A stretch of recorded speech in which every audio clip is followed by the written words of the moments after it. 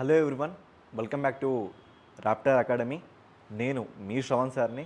ప్రస్తుతం కాంపిటేటివ్ ఎగ్జామ్స్లో వస్తున్న ప్రశ్నల రీత్యా ఇటు స్టేట్ కానీ, సెంట్రల్ కానీ, ఇంటర్నేషనల్ కానీ అండ్ అన్ని ఎగ్జామ్కి అవసరమైన టాపిక్స్ని ఈ వీడియోలో మనం మన రాప్టర్ అకాడమీ తరపున కవర్ చేద్దాం. Are you ready? Are you ready to learning with me? Okay, చలో లెట్స్ డైవ్ ఇంటు ఇట్.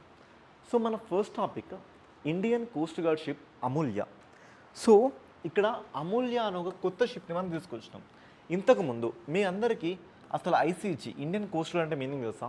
మన దేశంలో మనం చూసుకుంటే ఆర్మీ అని, నేవీ అని, ఎయిర్ ఫోర్స్ అని 3 కైండ్ ఆఫ్ డిఫెన్స్ సిస్టమ్స్ని మనం అబ్జర్వ్ చేయొచ్చు. మన కంట్రీలో ఉన్న 4th డిఫెన్స్ సిస్టమే మనకి ICG Indian coast gourd day అని మనం పిలవచ్చు. అయితే ఇలాంటి కైండ్ ఆఫ్ సిస్టమ్ని మన దేశంలో 1978లో ఆ టైంలో మనకి ఎవరంటే జనతా ప్రభుత్వం మనకి లీడ్లో ఉంది. దాని ప్రైమ్ మినిస్టర్ ఎవరంటే అప్పట్లో మొరార్జీ దేశాయ్. ఈయన కాలంలో ఇలాంటి ఒక కొత్త రకమైన సిస్టమ్ని తీసుకొచ్చారు. ఓకేనా? మన దేశంలో నేవీ ఉంది.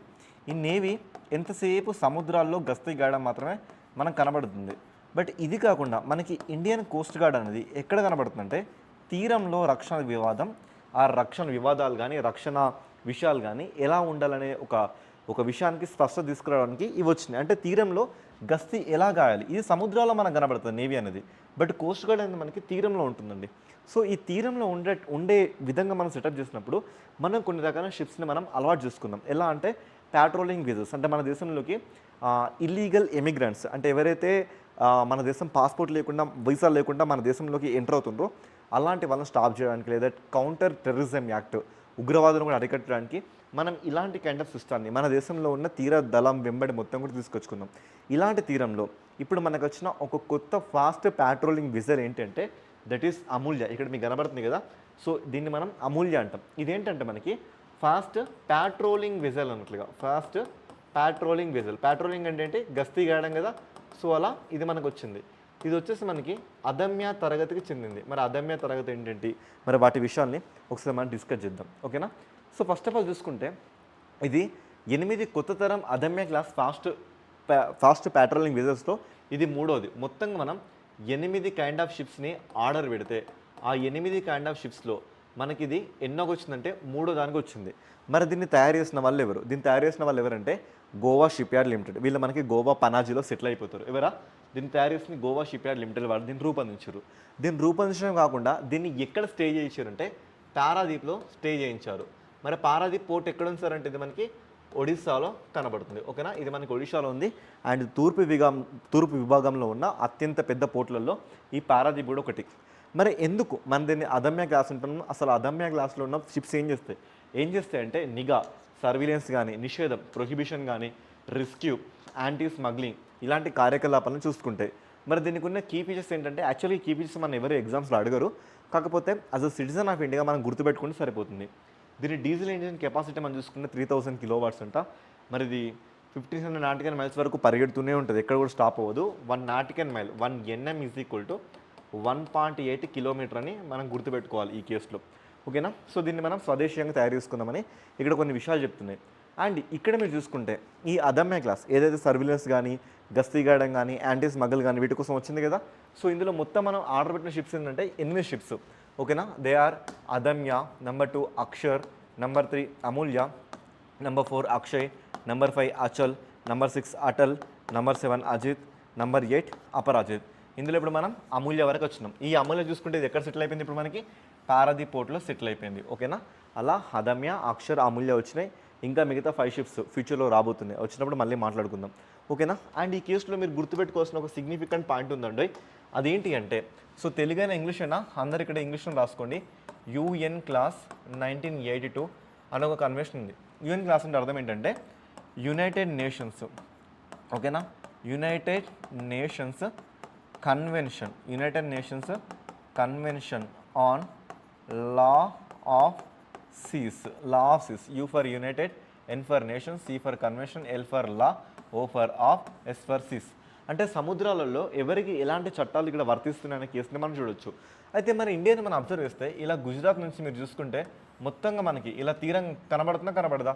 సో ఇది గుజరాత్ కానీ, తర్వాత మహారాష్ట్ర కానీ, గోవా కానీ, కర్ణాటక, కేరళ, తమిళనాడు, ఏపీ, ఒడిస్సా, వెస్ట్ బెంగాల్, అదేవిధంగా లక్షద్వీప్స్, అండమాన్ నికోబార్, పుదుచ్చేరి, దాదర్నగర్ హవేలీ, డామన్ డయ్యూ ఇలా మొత్తంగా మనకి తీరధరం సెటిల్ అయిపోయింది. మరి తీరధరం సెటిల్ అయిపోయినప్పుడు ఈ తీరం దగ్గర నుంచి ఎంత దూరం వరకు ఇది భారతదేశానికి సంబంధించిన వివాదాస్పద ప్రాంతంగా మనం చూసుకుంటాం. అసలు ఎంత దూరం వరకు ఈ సముద్రాల్లో ఉన్న ప్లేస్ మనదేనా మనం డిక్లేర్ చేసుకుంటాం మన విషయం మీద మనకి ప్రపంచవ్యాప్తంగా చాలా గొడవలు జరిగినాయి.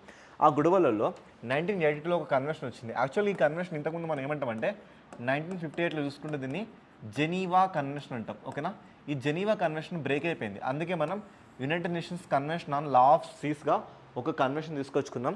ఇది ప్రపంచం మొత్తం మీద 1994లో ఇది ఎనాక్ట్ అవడం ఎగ్జిస్టెన్స్లోకి వచ్చింది. ఇది మొత్తంగా ఇలా ఉన్న ఈ జలాల్ని మనకి 3 రకాలుగా వర్ణించింది.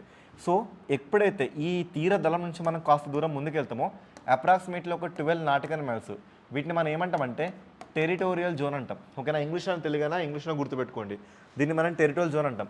ఈ 12 నాటికల్ మైల్స్ కాకుండా ఇంకొక 12 నాటికల్ మైల్స్ మనం అడ్వాన్స్ వెళ్తే దీన్ని మనం కంటిగ్యూస్ జోన్ అంటాం. ఇది కాకుండా ఇక్కడ నుంచి మనం ఒక 200 నాటికల్ మైల్స్ దూరంలోకి వెళ్తే దీన్ని మనం ఏమంటామంటే ఒక ఎక్స్క్లూజివ్ ఎకనామిక్ జోన్ అంటాం. అంటే ఈ ప్లేస్లో ఏదైతే దొరుకుతుందో అది కంప్లీట్లీ రిలేటెడ్గా భారత్కి చెందిందని మనం మాట్లాడుకుంటాం. అందుకే ఇక్కడ ఉన్న శ్రీలంకని ఎందుకు మన మ్యాప్తో పాటు చూపిస్తామంటే అది మన ఎక్స్క్లూజివ్ ఎకనామిక్ జోన్లో ఉందని మనం డిస్కస్ చేస్తాం. ఇది వెరీ ఇంపార్టెంట్. మీరు కానీ పోలీస్కి కానీ లేదా సెంట్రల్ ఎగ్జామ్స్కి ప్రిపేర్ అయితే ఈ యాక్ట్ ఎప్పుడు వచ్చిందని క్వశ్చన్స్ మనకి రైజ్ అవుద్ది. ఓకేనా, సో ఇదే విధంగా నెక్స్ట్ చూసుకుంటే Pinaka long range guided rocket అనేది మనకి న్యూస్లోకి వచ్చింది. యాక్చువల్గా పినాకా అంటే ఏంటంటే శివుని చేతిలో ఉన్న ఒక ధనుస్సుని పినాకా అంటాం. తర్వాత అది లార్డ్ శ్రీరామచంద్రమూర్తికి వెళ్తుంది. సో అది ఎంత పవర్ఫుల్లో అలాంటి పేరు ఇప్పుడు ఈ పినాకా రాకెట్ మిజైల్స్కి పెట్టాం అన్నట్లుగా. అసలు ఈ గైడెడ్ రాకెట్ అంటే ఏంటంటే గైడెడ్ అంటే జీపీఎస్ని ఆధారంగా చేసుకొని ఇది మనం చెప్పినట్లు వెళ్ళి అది తన ట్రాజెక్టరీ అంటే తన గమ్యాన్ని ఛేదించే ఒక రాకెట్ అన్నట్లుగా. ఎందుకు న్యూస్లో ఉందంటే వెరీ రీసెంట్గా మనం చూసుకుంటే ఇక్కడ Pinaka long range guided rocket 120 అనే పేరుతో మనం ఒక కొత్త రాకెట్ని ఎక్కడ ప్రయోగించడం అంటే so integrated tested range Chandipur. ఈ చాందీపూర్ ఎక్కడ ఉంటుందో తెలుసా మీకు? ఒడిషాలో ఉంటుందండి. ఓకేనా, ఒడిషాలో ఈ చాందీపూర్ కనబడుతుంది. ఈ చాందీపూర్లో ఇంటిగ్రేటెడ్ టెస్టెడ్ రేంజ్ అని ఒక ఐలాండ్ ఉంటుంది. ఈ ప్లేస్లో మనం లాంగ్ రేంజ్ గైడెడ్ రాకెట్ 120ని మనం ప్రయోగించడం. మరి 120 అబ్రివేషన్ ఏంటంటే ఇంతకుముందు వరకు మనకి ఈ పినాకా సిస్టమ్ అనేది ఇప్పుడు కాదండి, మనకి 1994 నుంచి కనబడుతుంది. కార్గిల్ వార్లో కూడా మనం దీన్ని వాడినాం. ఓకేనా, ఈ పినాకా రేంజ్ మనకి ఎంత కనబడేది అంటే ఇప్పటి వరకు జస్ట్ 45 కిలోమీటర్ కనబడేది.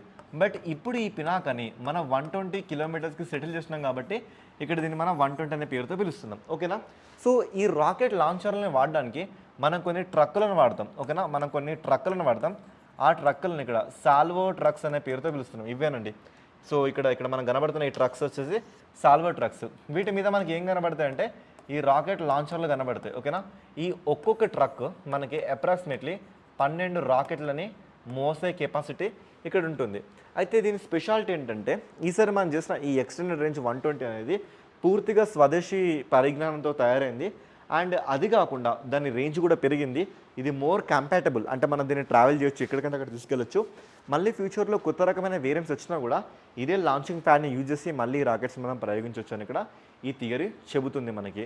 అండ్ ఎగ్జామ్స్లో మనల్ని అడిగితే ఏ పాయింట్ అడుగుతారంటే దీన్ని తయారు చేయడంలో ప్రముఖ పాత్ర వహించిన సంస్థలు ఏంటనే క్వశ్చన్ మనకు వాడచ్చు.